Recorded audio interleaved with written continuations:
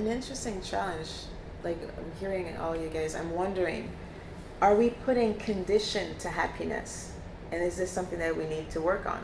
Is it condition? Conditional if we're happiness. putting condition on happiness, I'm happy when there's good food. I'm happy when I show up. I'm happy when I talk to people. So we're kind of like giving ourselves condition.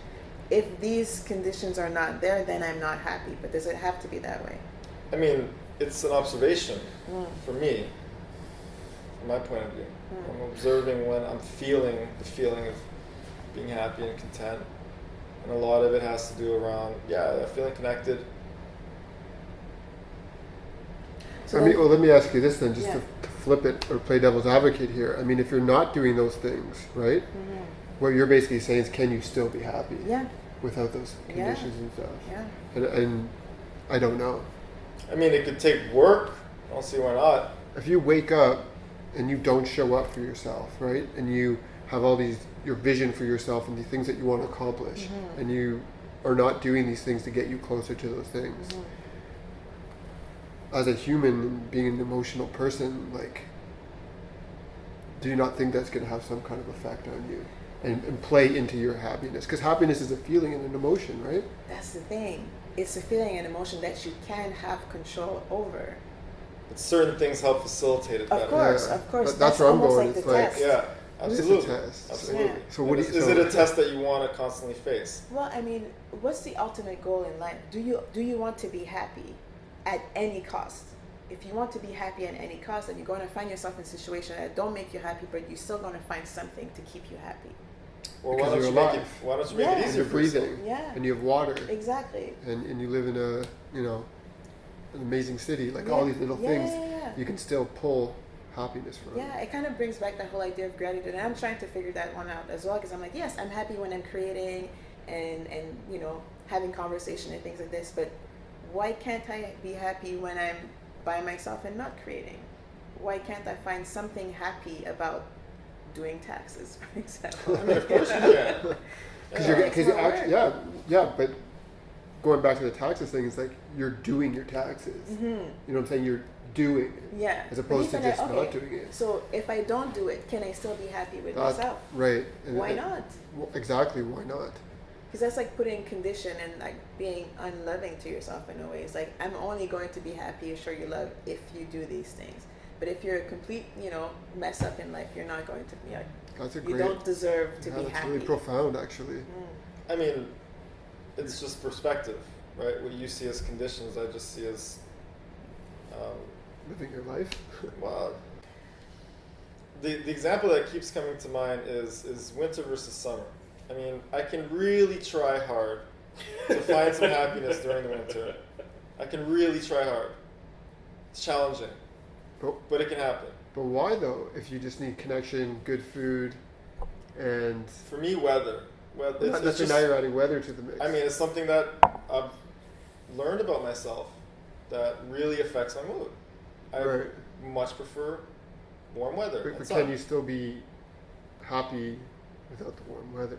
I mean, sure, there's elements you can have, but why are you settling for a piece when you can have the whole thing if you know what that whole thing is?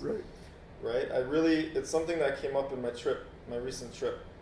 The effects, I was sharing this with MJ before, the effects of a post-colonial mindset that has been prevalent in my family, evidently, where you settle for crumbs and you try to appreciate the crumbs instead of feeling like you deserve to have the whole pie.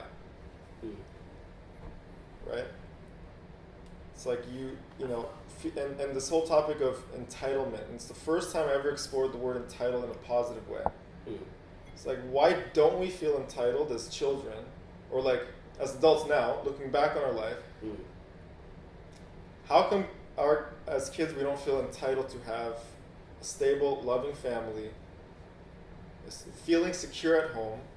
I don't think I worded that right. I think we should feel that. It should be like kids should be entitled to that. For sure. Yeah. Right? It's like, oh, at least you had a mom. Or at least you had whatever. Because it wasn't their. What do you mean at least? I feel what you're saying, because it wasn't their choice. Right. To come into this world, it was the parents. Yeah. Maybe Yeah, like why don't we feel entitled to, you know, the basic requirements of survival, right? Why do we have to feel grateful to have certain things, you know? Just because someone else doesn't? Is that really a good argument? I'm starting to question all these things now, you know? It's like, do we have to feel happy because we have this water? What if I want a smoothie? What if that makes me a little bit more happy? I don't know, bad example, but I'm just saying, right? It's your perspective. Yeah, it's like, I don't think it's conditional, but over the years I've identified things that typically facilitate a sense of happiness, right? Feeling secure, you know, in its many different forms, having great people around me, having great food around me, being in a comfortable environment, right? So I don't think it's conditional. It certainly helps, and I don't see why we wouldn't work towards it once we know what that is. For sure. It's kind of interesting because at the same time I see that in a similar, like almost like a similar loop. Because when you're talking about like settling for crumbs as opposed to having the whole thing, I feel like allowing the happiness to be only when these things happen is also the similar restriction. Why not be entitled to be happy at all time no matter what, as opposed to only be happy? It's kind of like a loop around. Yeah, but are you really allowing it, or is it just coming? You know, do you allow yourself to feel uncomfortable, or do you just feel uncomfortable? Do you allow yourself to feel resistance, or does it just come up? Right?